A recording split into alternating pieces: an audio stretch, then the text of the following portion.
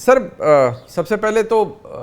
آپ کے کالم میں آج بھی آپ کا کالم پڑھ رہا تھا اور بڑا اس کو پڑھ کے ہمیں بڑا میں محظوظ بھی ہو رہا تھا، اور اس کے اندر بہت سی اصطلاحات آپ نے استعمال کی، نظر بد کا ذکر کیا. میں اس پہ چاہوں گا ہم ضرور بات کریں، لیکن سب سے پہلے سر ایک چیز، اب آپ کا تجربہ، آپ کی تعلیم اور جو آپ کا ایکسپیرینس ہے، تاریخ کو آپ بہتر سمجھتے ہیں، وہ مجھ سے تو بہت زیادہ ہے. اس وقت تو اگر میں دیکھوں تو ہر طرف چار چاند ہیں حکومت کے لیے، بہترین کوارڈینیشن پاکستان کی اسٹیبلشمنٹ کے ساتھ، بہترین آپس میں لیزون ہے، سب کچھ ہے. لیکن آپ کو ایسا کیوں لگتا ہے کہ بس دس از سون اباؤٹ ٹو بی اوور، یا یہ ختم ہونے والا ہے، یا یہ ختم ہو جائے گا؟ کیا تاریخ آپ کو، آپ کی سوچ کو ڈومینیٹ کرتی ہے، یا آپ کو کچھ اور جو معروضی حالات ہیں وہ نظر آ رہے ہیں سر؟ نہیں منیب صاحب، دیکھیں آپ کے پاس تو اطلاعات ہوتی ہیں. میں نے تو پہلے دن بھی یہ لکھا تھا کہ میرے پاس اطلاع نہیں ہے، میرا تو تجزیہ ہے، میرے پاس خبر نہیں ہے کہ اندر کی کیا کہانی چل رہی ہے. لیکن بنیادی بات یہ ہے کہ کسی بھی پولیٹیکل گورنمنٹ سے جو بھی سیٹ اپ ہوتا ہے یا نظام ہوتا ہے، اس کی دو ریکوائرمنٹس ہوتی ہیں، اس کی دو ڈیمانڈز ہو سکتی ہیں. ایک ہے کہ بھئی آپ اکانومی کو ٹھیک کریں، اور دوسرا کہ آپ پولیٹیکل نیریٹو، تاکہ وہ اس سے نظام جو ہے مضبوط ہو سکے. تو میرا تو یہی دو وجوہات ہیں جس کی وجہ سے میں یہ ڈاؤٹ کر رہا ہوں کہ اگر یہ دونوں ٹھیک نہیں ہوتی، اور اس کے لیے میرے پاس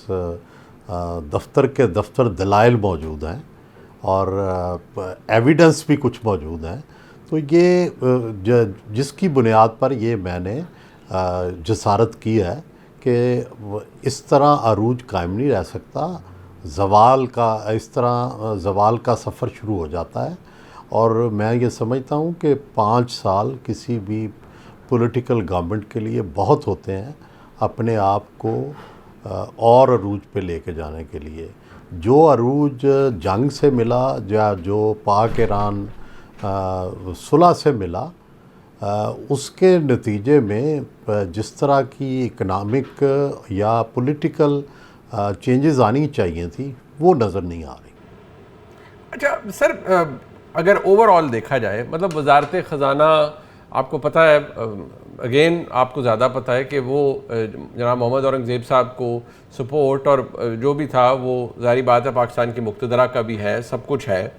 ایس آئی ایف سی اے کا قیام ہوا، ٹھیک ہے، اس کے نتائج مطلوبہ شاید نہ نکلے ہوں، لیکن اس کے اندر بھی پاکستان کی ایک جو ہائبرڈ رجیم ہے اس کی بڑی ڈیپ پینیٹریشن ہے، انوالومنٹ ہے. کچھ کاروباری حضرات جن سے میں ملا ہوں، مینوفیکچررز ہیں، انہوں نے کہا ہے کہ اس سے مدد ملی ہے، چلیں شاید مطلوبہ نتائج نہ حاصل ہو سکے ہوں. خارجہ امور کے اوپر ہم دیکھتے ہیں کہ جہاں بہت سے معاملات پہ جناب اسحاق ڈار صاحب جاتے ہیں، وہیں ایز اسپیشل میسنجر کے طور پر محسن نقوی صاحب بھی ٹریول کرتے ہیں. ایز وی اسپیک وہ اس وقت سعودی عربیہ میں موجود ہیں. آبویسلی ایک اسپیشل اسائنمنٹ اور ٹاسک کے اوپر ہوں گے. ایران کے اندر انہوں نے ایک شٹل ڈپلومیسی کی ہے، پہلے ایران، پھر Switzerland, a lot of things were happening. تو پھر کیا شکایت ہو سکتی ہے سر مقتدرہ کو اس حکومت سے، اگر یہ سب کچھ ان سنک ہے اور انٹرٹوائنڈ ہے، if I would say؟ نہیں، میں نے تو یہ کہا ہی نہیں کہ مقتدرہ کو کوئی شکایت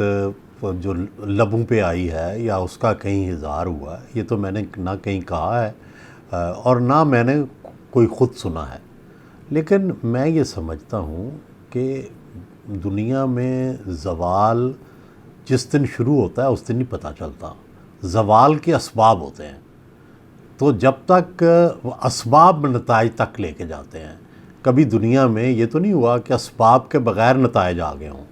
تو اسباب موجود ہیں، یا میں نے تو بار بار لکھا ہے کہ either you correct yourself or you go. کیونکہ اسباب یہ بتا رہے ہیں. جب اسباب نتائج کی طرف لے کے جاتے ہیں نا، تو اس وقت جو میں اسباب بتا رہا ہوں ان کا رد کہاں ہے، ان کی تردید کہاں ہے؟ دیکھیں، کویسچن یہ ہے کہ کیا پولیٹیکل نیریٹو بن چکا ہے کوئی 5 سال میں؟ کیا جو اکنامک سوائے اسٹیبلٹی کے اور بار بار یہ کہنے کہ ڈیفالٹ جو ہے وہ روک دیا گیا، وہ 5 سال سے ڈیفالٹ ہی رک رہا ہے؟ تو بھائی یہ دو بڑے کویسچنز ہیں جو منڈلا رہے ہیں سب پر. اور پھر اس کا تعلق صرف حکومت سے نہیں ہوتا، اس کا تعلق ہر شخص سے ہے، آپ سے ہے، مجھ سے ہے،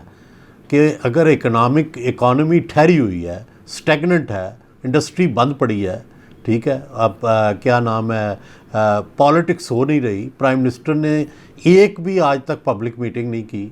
کوئی پی ایم ایل این کا اجلاس نہیں بلایا، تو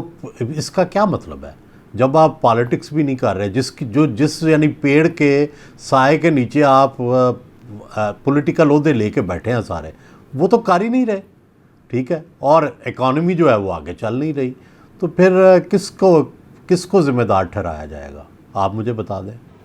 اچھا،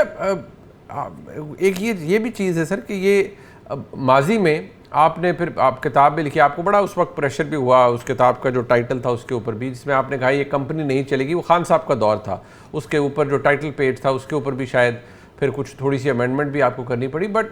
آپ درست ثابت ہوئے، اور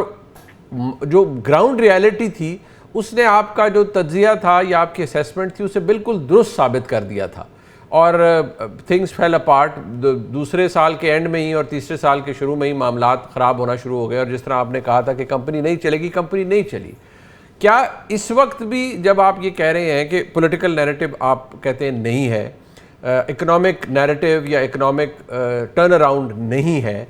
تو اس کے بیسس پہ آپ فرما رہے ہیں کہ یہ کمپنی نہیں چلے گی، بس اس کمپنی کے نہ چلنے میں یہ تھا کہ اس وقت مقتدرہ نے بھی ہاتھ اٹھا لیا تھا اس حکومت سے، لیکن یہاں ابھی تک ایسا، کیونکہ جس طرح آپ نے بھی کہا، نہ شکایت لبوں پہ آئی ہے، نہ سپورٹ کی کمی ہوئی ہے، تو کیا پھر بھی آپ سمجھتے ہیں کہ کام خراب ہوگا؟ جی، اس وقت بھی جب میں نے یہ لکھا تھا اس وقت بھی اسباب دیکھ کے لکھا تھا کہ اکانومی نیچے سے نیچے جا رہی تھی، ٹھیک ہے، اور پالیٹکس گو اوپر جا رہی تھی، اس وقت خارجہ امور میں زوال تھا،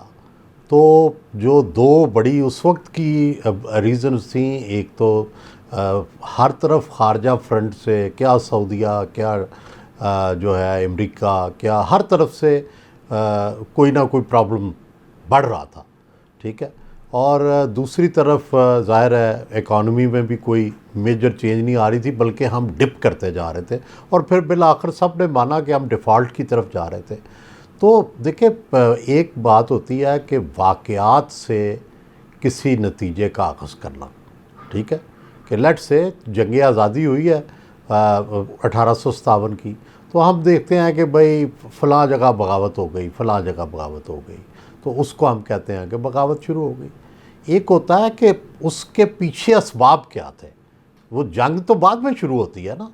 تو پہلے اسباب ہوتے ہیں۔ تو میں تو گزارش یہ کر رہا ہوں کہ میرے منہ میں خاک کہ کوئی حکومت جائے یا یہ حکومت جائے، میں تو کہتا ہوں کہ یہ اسباب موجود ہیں، ان کا تدارک کر لیں تاکہ آپ کی حکومت نہ جائے۔